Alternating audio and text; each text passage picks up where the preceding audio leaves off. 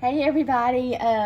So the other day I did a video on K-cups and seeds, plants, but I didn't actually get to show you the part that takes a little bit of time here and a little bit of patience.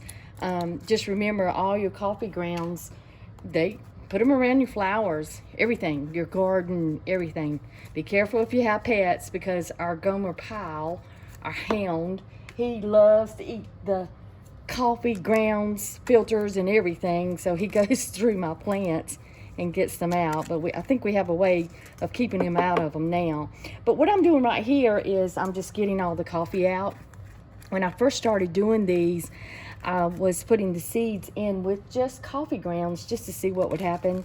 The seeds didn't like that. So I'm clearing out the grounds and just sticking it in a coffee can here.